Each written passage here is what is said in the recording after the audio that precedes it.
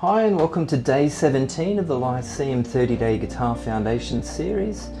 Today we're going to be looking at the D major 7.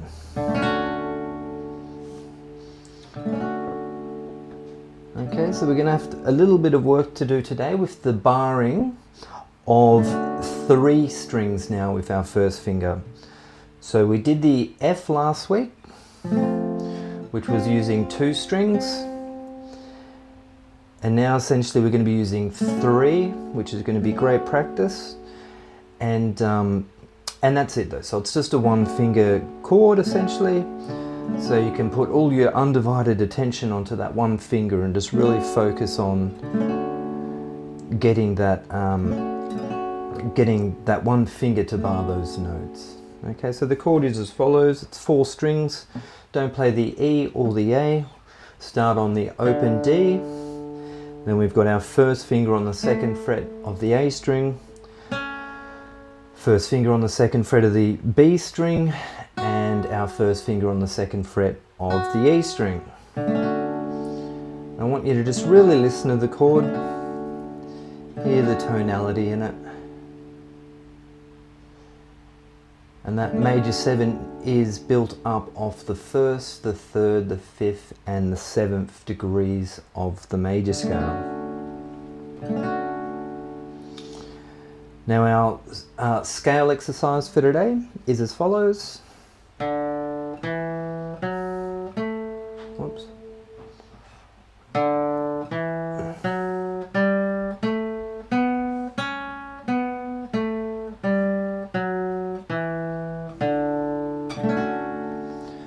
So you should be able to hear all those notes fitting nicely into that chord.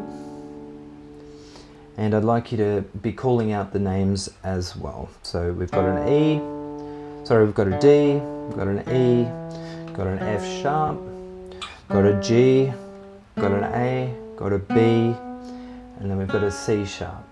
Okay, and backwards as well. So C sharp, B, A, G, F sharp, E, D. Okay, and likewise with the previous scale exercise, we're just going up to that 7th. Okay, so that really emphasizes the 7th, but also by not going the whole way up to the root note, the octave of the root note, coming back down actually creates all the notes, the right sounding notes, to land on the strong beats. So if you were to play with a backing track,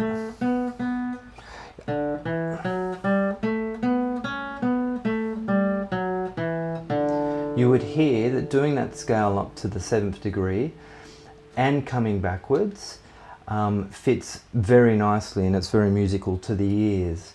But if you were to go up to the root, and I'll show you,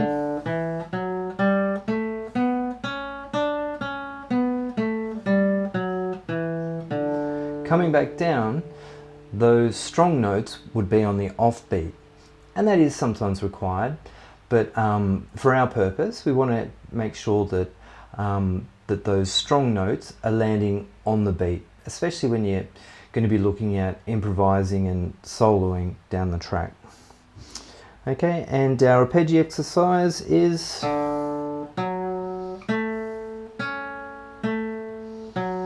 another beautiful major 7 arpeggio.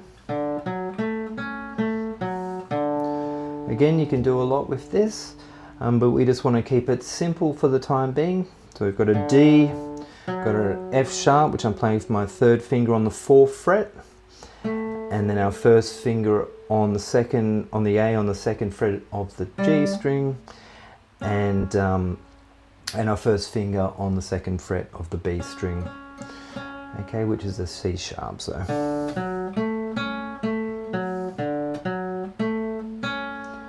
I want you to try and play that nice and evenly.